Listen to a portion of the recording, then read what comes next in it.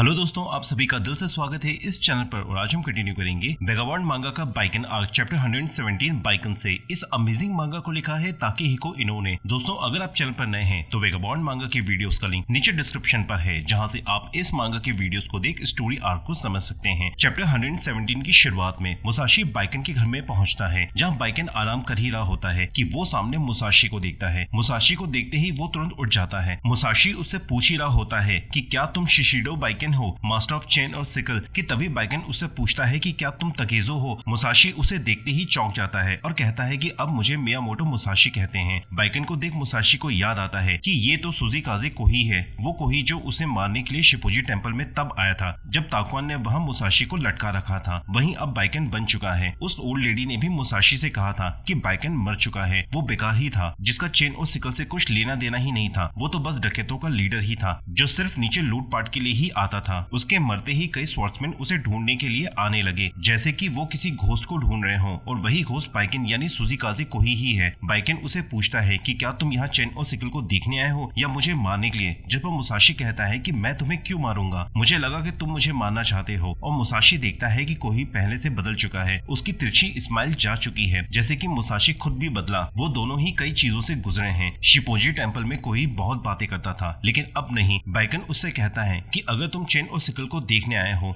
तो बाहर जाओ। मुसाशी बाहर निकलता ही है कि तभी उसके सिर पर चेन की बॉल से हमला होता है, जिससे वो झुककर बच जाता है। और वो देखता है कि वहाँ एक और चेन और सिकल है जो रेंडो ही है। बाइकन रेंडो को शांत करते हुए बताता है कि मुसाशी ओल्ड फ्रेंड है, और वो रेंडो को बीच में इंटरफेयर करने से मना कर देता है। रेंडो सीधे पेड़ पर चढ़ जाती है ताकि वो बिना इंटरफेयर करे उनकी लड़ाई देख सके। दोनों थोड़ा खुले में आ जाते हैं, जिसे देखते ही रेंडो सोचती है कि उसे लगा कि उसने मुसाशी को मार ही दिया है, कि तभी मुसाशी उसकी तरफ देखता है, जैसे कि उसने रेंडो के थॉट्स सुन लिए हैं। ये देख रेंडो भी चौंक जाती है। वो दूसरों से अलग है और अब दोनों ही लड़ाई के लिए तैयार हैं। बाइकन मुसाशी के सामने चेन घुमाना शुरू कर देता है अपनी चेन और सिकल के डेमोन्स्ट्रेशन के लिए, जिसकी रफ्तार बढ़ती ही जा रही है। बाइकन देखता है कि मुसाशी शांत सा उस पर फोकस्ड है। बाइकन उसे मारना नहीं चाहता और ना ही मुसाशी उसे। बाइकन बस उसे चेन और सिकल दिखाना चाहता है, जिसके लिए मुसाशी वहाँ आया है। बस एक प्रॉब्लम है, बाइकन को सिर्फ घातक हमले ही आते हैं, जिससे मुसाशी को कोई प्रॉब्लम नहीं है, और रेंडो का सारा ध्यान अब सिर्फ मुसाशी पर ही है। मुसाशी बाइकन को ललकारते हुए अपनी स्वॉर्ड निकाल लेता है। मुसाशी का ऐसा करना बाइकन के लिए एक चुनौती है, और तभी बाइकन वो आयरन बॉल उसकी तरफ फेंक देता है, जो घूमते हुए मुसाशी की तरफ बढ़ उसकी नाक से टकराती है और उसकी नाक तोड़ते हुए निकल जाती है, जिससे उसकी नाक से खून निकलने लगता है। मुसाशी अपनी नाक सीधी कर बाइकन के अगले हमले के लिए तैयार है। वो भी समझ गया है कि चेन की आयरन बॉल का हमला घातक है, एक डायरेक्ट हिट ही काफी है किसी को भी मारने के लिए। इस पॉइंट में मुसाशी को एहसास होता है कि बाइकन के सामने वो अपनी जिंदगी दांव पर लगाने के लिए तैयार नहीं है। इंशन होजाइन से लड़ाई और यागियो डिसिपल से लड़ाई के बाद जब उसका सामना इनविंसिबल सेकुशाई से हुआ था, तब उसने अपना सब कुछ लगा दिया था। वो समझ गया था कि अपनी गार्ड्स को नीचे करना बेवकूफी है, और तभी बाइकन आयरन बॉल को ऊपर की तरफ फेंकता है और सिकल की मदद से उस बॉल को मुसाशी पर सीधे गिराता है। लेकिन मुसाशी इससे भी डॉज कर लेता है। वो देख सकता है कि चेन की मूवमेंट ही सब कुछ है, और सिकल अपने अपोनेंट को फिनिश करने के लिए है। अगर वो चेन की मूवमेंट को परे देख सके तो वो बाइकन को हरा सकता है। मुसाशी चेन की मूवमेंट को गौर से देखता है। उसे चेन की मूवमेंट ऐसी लगती है जैसे कि वो जिंदा है, और तभी बाइकन उस पर नीचे से हमला करता है, जो सीधे जाकर मुसाशी की उंगली को टारगेट करती है। ये हमला उसकी उंगली को टारगेट करके ही किया गया था, जो कि बाइकन के परफेक्शन लेवल को दर्शाती है, जो अपने दुश्मन की उंगली तक को निशाना बना सकती है। मुसाशी पूछता है कि 4 साल पहले तुम्हारा हथियार स्वॉर्ड थी, चेन और सिकल नहीं। अब तुम खुद को बाइकन कह रहे हो और इतने जबरदस्त तरीके से इसे कंट्रोल कर सकते हो। तुम्हारा मास्टर कौन है? बाइकन अपने मास्टर के तौर पर उस लड़की की ओर इशारा करता है जिसका नाम रेंडो है, और वो पेड़ पर बैठी है। वो ही उसकी मास्टर है। मुसाशी को भरोसा नहीं होता कि वो छोटी लड़की उसकी मास्टर है, और वो दोनों ही साथ में रहते थे। ये वो सुजीकाजे कोही नहीं है जो खुद को गॉड ऑफ डेथ कहता था। तभी बाइकन दोबारा बॉल से मुसाशी पर हमला करता है, जो उसकी स्वॉर्ड से लिपट जाती है, और वो चेन खींचकर उसकी स्वॉर्ड नीचे कर देता है। मुसाशी को अब केयरफुल रहना होगा,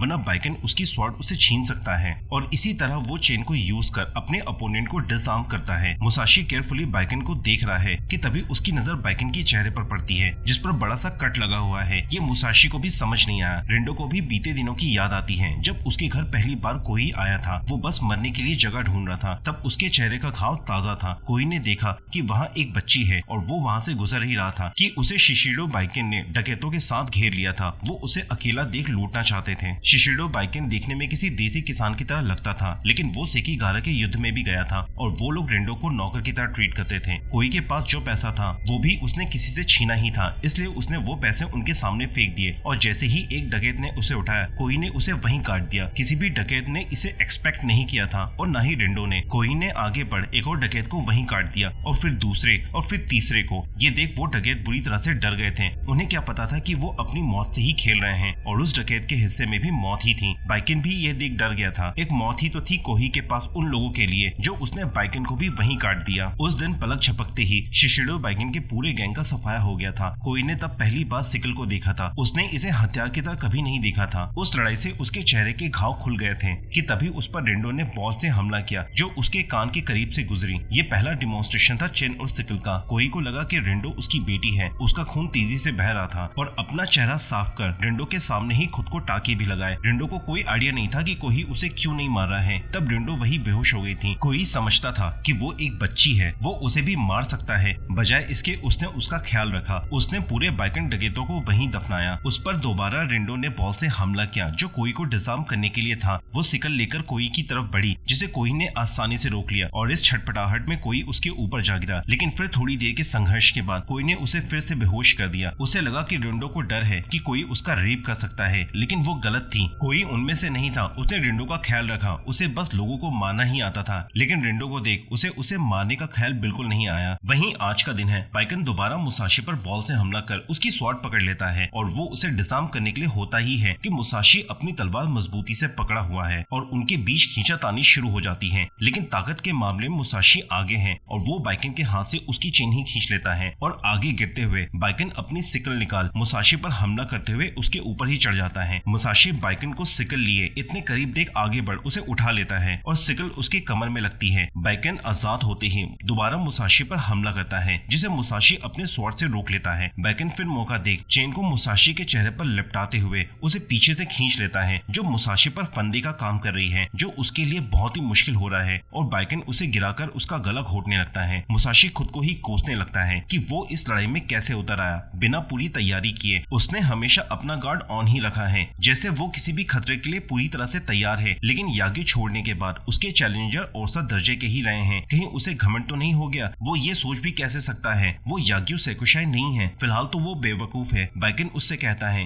कि आज के दिन असंख्य जीव पैदा हुए हैं और उतने ही मरे भी होंगे। कल का दिन भी ऐसा ही होगा और उसके बाद भी तुम्हारी जिंदगी भी उनमें से ही होगी। कहकर उसका गला जोर से घोटने लगता है। मुसाशी कोई और चारा न देख अपनी ही उंगली डाल चेन को पकड़ लेता है और पूरा जोर लगाकर चेन खींच लेता है। ये बाइकन ने भी एक्सपेक्ट नहीं किया था। मुसाशी चेन को खुद से दूर कर बाइकन को करीब लाकर उस पर काउंटर हमला करता है जिसे बाइकन दूर हट खुद को बचा लेता है। मुसाशी दोबारा तेजी से उसकी ओर बढ़ता है जो बाइकन और रिंडो दोनों को ही चौंका देती है और फिर बाइकन पर हमला करता है। बाइकन बचने के लिए फिर पीछे की तरफ हटकर उससे सेफ डिस्टेंस में आ जाता है। बाइकन को भरोसा नहीं होता कि मुसाशी में इतनी जबरदस्त ताकत है। रिंडो ये देख तुरंत ही बाइकन की मदद के लिए आगे बढ़ती है कि तभी मुसाशी उसकी तरफ अपनी ब्लड थ्रस्ट रिफ्लेक्ट करता है। ये देख रिंडो भी डर जाती है। मुसाशी उससे कहता है कि मैं तुम्हें यहीं मार दूंगा और रिंडो वहीं डरकर गिर जाती है। जिंदगी और मौत की लड़ाई में मुसाशी उस बच्चे को भी नहीं बख्शेगा जो भी उसके तलवार की रेंज में आ जाए। यही वो उसे खुद से दूर रखने के लिए कर सकता था। तभी बाइकन उसके डिस्ट्रैक्शन का फायदा उठाकर उस पर हमला करता है जो उसकी गर्दन से होते हुए गुजरती है। ऐसे वॉरियर जो अपने वजूद को कायम और सिद्ध करने के लिए दूसरों को मार भी सकते हैं, वही वॉरियर अब दोनों के अंदर दिखने लगे हैं। कुछ तो ऐसा हुआ है जिसने शिशिरो बाइकन को भी पुराने कोही की याद दिला दी है, जैसे कि उसके अंदर पुराना गॉड ऑफ डेथ सुजीकाजे कोही फिर जी उठा है। मुसाशी देखता है कि बाइकन के चेहरे पर वही तिरछी स्माइल है जो उसने शिपोजी टेंपल में कोही के चेहरे पर देखी थी। वो उससे कहता है कि तुमने भले ही अपना नाम बदल लिया है, लेकिन तुम्हें गॉड ऑफ डेथ ने दोबारा पजेस कर लिया है। तुम अभी भी सुजीकाजे कोही ही हो और अब लड़ाई में एक ही माइंड के दो योद्धा एक दूसरे के सामने खड़े हैं। मुसाशी की भी फाइटिंग इंस्टिंक्ट एक्टिव हो चुकी है और उसकी मौजूदगी भी बाइकन को भड़का ही रही है, या यूं कहें सुजीकाजे कोही को। मुसाशी भी समझ गया है कि इस लड़ाई को खत्म करने के लिए किसी एक को तो मरना होगा, जो बाइकन भी समझ ही रहा है। वो रिंडो को पीछे हटने को कहता है क्योंकि अगर मुसाशी ने उसे शील्ड की तरह यूज किया तो उसे रिंडो को भी मारना होगा। ये देखते ही रिंडो की आंखों में आंसू आ जाते हैं। वो रो पड़ती है क्योंकि उसके सामने जो आदमी है वो अब उसका बाइकन नहीं है, बल्कि तकीजो नाम के समुराई ने उसे छीन लिया है। अगर बाइकन उससे लड़ने भी नहीं देगा तो वो वहाँ क्या करे? मुसाशी चेन की बॉल का रेंज नहीं देख पा रहा है। ये तो एंशिएंट की स्पीयर से ज्यादा है। अगर वो उसकी रेंज से बाहर ही रहेगा तो मुसाशी की तलवार बाइकन को छू भी नहीं सकती। लेकिन बाइकन अपनी रेंज जब चाहे एडजस्ट कर सकता है। वो आयरन बॉल इतनी घातक है कि किसी का भी सिर फोड़ सकती है। वो इन्हीं नई बातों में खोने लगा है जो उसकी डिस्ट्रैक्शन बनती जा रही है। उसे ताकवान की बात याद आती है कि अगर वो एक पत्ती में खोया रहा तो वो पेड़ कभी नहीं देख पाएगा। उसे समझ आता है कि अगर वो चेन में ही अटका रहा तो सिकल उसे मार सकती है। वहीं बैकन के चेहरे पर उसकी कातिलाना मुस्कान है, जैसे कि वो जानता है कि मुसाशी के मन में क्या चल रहा है। वहीं झाड़ियों के पास कुजीरो लेटा हुआ देख रहा है कि जब दो शेर आपस में खेलते हैं तो ऐसा लगता है जैसे वो दोनों लड़ रहे हैं, लेकिन यहाँ पर तुम दोनों लड़ रहे हो या फिर खेल रहे हो वो उन दोनों के लेवल का नहीं है। कुजीरो को लगता है कि उसे आगे बढ़ना चाहिए तकीजो की मदद के लिए, जैसे कि वो लास्ट टाइम उसकी मदद नहीं कर पाया, वरना तकीजो हमेशा के लिए उसकी पहुंच से दूर हो जाएगा। वो तकीजो का एहसान उतारना चाहता है। वही मुसाशी खुद को डिस्ट्रैक्ट नहीं होने दे सकता जब उसका सामना बाइकन जैसे जबरदस्त योद्धा से हो रहा है। बाइकन के गार्ड नीचे रहते हैं जब वो हमला करता है, और तो और अटैक करने के मामले में उसके पास एडवांटेज है। मुसाशी सिचुएशन को समझ रहा है कि उसे ही हमला करना होगा, उसे ही आगे बढ़ना होगा, और वो अपनी दूसरी स्वॉर्ड भी निकाल लेता है जो बाइकन को भी अजीब लगता है। मुसाशी को उसके पिता की याद आती है जिनका हथियार था जूटे, जो अटैक और डिफेंस दोनों के लिए ही कारगर था, और वो भी अपने पिता की तरह दो हथियार से लड़ेगा। कोजीरो और रिंडो मुसाशी के दो स्वॉर्ड को देख सोच में हैं। वहीं बाइकन की नजर मुसाशी पर ही है। मुसाशी के पिता शिनमिन मुनसाई मास्टर ऑफ जूटे थे। बचपन से ही उसे जूटे को चलाने की ट्रेनिंग मिली है, और लड़ाई की इस सिचुएशन में उसके अंदर उसके पिता के ही शब्द आ गए हैं। उसके पिता की मेमोरी उसे हमेशा ही उनसे नफरत की याद दिलाते आए थे जो वो उनसे करता था, लेकिन इस बार अपने पिता की तरह ही उसने दो तलवार थाम रखी है, लेकिन उसके चेहरे पर एक असीम शांति है। मुसाशी को दो स्वॉर्ड लिए देख बाइकन सोचता है या तो इसकी कोई कमजोरी नहीं है या फिर इसने खुद को खुला छोड़ रखा है। बाइकन वहीं अपनी चेन को घुमाते हुए मुसाशी के अगले मूवमेंट के बारे में सोच रहा है। उसकी स्वॉर्ड बाइकन की रेंज की तरफ है, जो शायद उसकी रेंज नापने की कोशिश कर रहा है। वहीं मुसाशी की नजरें बाइकन के सिकल पर है, जिसके लिए उसके पास उसकी दूसरी स्वॉर्ड है। मुसाशी की मौजूदगी में एक अलग ही डरावनापन बाइकन को महसूस हो रहा है। बाइकन की धड़कनें गहरी होती जा रही हैं, साथ ही रिंडो की भी। क्या ये फाइनल मूव हो सकता है? वो दोनों एक जैसे ही हैं। कोई का मकसद सिर्फ अपने भाई को मारना था, लेकिन मुसाशी ने उसे पहले मार दिया, और उसके बाद उसके जीवन का मकसद सिर्फ तकीजो को मारने का हो गया था। यही वो अब तक सोचता था, लेकिन वो गलत था। वो तकीजो को इसलिए मारना चाहता था क्योंकि तकीजो ने ही उसे इसके लिए इनवाइट किया था। तभी बाइकन को याद आता है कि कैसे उसके चेहरे पर वो कट पड़ा था। इतने साल बाद तकीजो के साथ दोबारा उसे लड़कर यही समझ आ रहा है कि वो दोनों एक जैसे ही हैं। उन दोनों को ही खून की प्यास है,